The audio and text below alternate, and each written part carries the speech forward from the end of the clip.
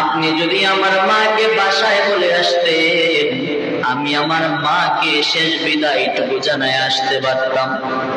আমার দুঃখিনী মা আমার আমি সন্তানকে কত কষ্টে মানুষের মতো মানুষ করলো, আমার মা আমাকে কত কষ্ট করে লালন পালন করলো, আমার মা পানির জন্য সাপ আমার দৌড়াদৌড়ি করলো, আমার মা কত কষ্ট করে আমাকে বড় করলো। আজকে আপনি যদি আমাকে বাসার মধ্যে বলতেন, আমি আমার দুঃখিনী মায়ের কাছে শেষ বিদায়টা নিয়ে আসতে পারতাম। সন্তানকে বাবা জানায় দেয়, রে সন্তান, যদি আমি তোমার মাকে বলে আসতাম, তোমার মা তোমাকে আসতে দিত না।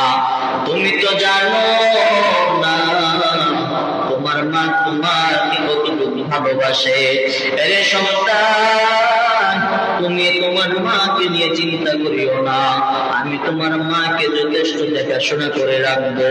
ওই সন্তান ইসমাইল বাবাকে বলে, বাবা ঠিক আছে, আপনি আমার মায়ের জন্য আমার শেষ হাতে আমার জামাটুকু নিয়ে যায়েন, আমার জামাটা নিয়ে আমার মায়ের কাছে দিয়ে দিয়েন, আমার মা আমার শেষ সম্বলটা তার কাছে রেখে মতো একটু সান্ত্বনা পেতে পারে। বাবা সন্তানকে এইটা কুরবানি দেওয়ার জন্য তৈরি হয়ে গেলেন। সন্তান ইসমাইল নবী বাবাকে ডাক দিয়া বলে, ও বাবা, যখন আপনি আমার গলার মধ্যে চাকু চালাইবেন, আপনার চোখের মধ্যে একটা কাপড় বাঁধিয়া তারপরে আপনি আমাকে জবাই করবেন। বলে কেন? বলে আপনি আমার চোখের দিকে যদি তাকান, আপনার চোখ দুইটা যদি খোলা থাকে, আপনি আমার বাবা হওয়ার খাতিরে আপনি আমার চোখের দিকে তাকাই আমার গলায় চাকু চালাইতে পারবেন না। আপনার মায়া মোহাব্বত আপনার কুরবানি দেওয়ার কথা বাধা হয়ে যাবে। এই জন্য আপনি আপনার চোখের মধ্যে একটা কাপড় বাঁধিয়া তারপরে আপনি আমাকে জবাই করবেন। বলে বাবা দুই নাম্বার আরেকটা কথা। বলে কি কথা? বলে আপনার চাকুটা ভালো করে ধার দিয়ে নেন। বলে কেন? বলে আপনার চাকুটা যদি বেশি ধারালো হয়, আপনার আমাকে জবাই করতে বেশি সময়ের প্রয়োজন হবে না, আর যদি ধারালো না হয় তাহলে হয়তো আমার গলার মধ্যে আপনার চাকুটা অনেকক্ষণ চালাইতে হতে পারে, এতে করে আপনার কষ্ট হবে। আমি চাই না আমার বাবার কষ্ট হোক, তাই তো আপনার চাকুটাকে ভালো করে পাথরের মধ্যে ধার দিয়ে আনেন। ইসমাইল নবী সব কথা কমপ্লিট করে ফেললেন। ইব্রাহিম নবী চক্ষু দুইটা বাঁধলেন, চক্ষু দুইটা বাঁধিয়া সন্তানকে শোয়াইয়া হাত পা বেঁধে ফেললেন। যেই না ইব্রাহিম নবী সন্তানের গলার মধ্যে চাকু চালাইবেন, এমন সময় আল্লাহ পাক রব্বুল আলামিন ফেরেশতাদেরকে নিয়ে আসমানের উপর থেকে তার বন্ধুর খেলা দেখতেছে।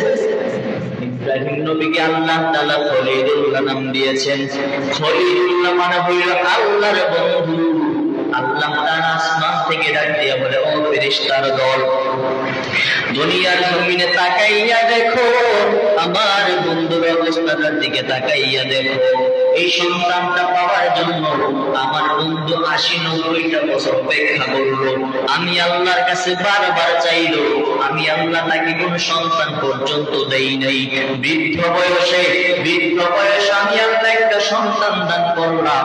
এই সন্তানটাকে ১২টা বছর তার থেকে দূরে রাখলাম, তাকে রাখলাম সিরিয়ার মধ্যে, সন্তানকে রাখলাম মক্কার মধ্যে।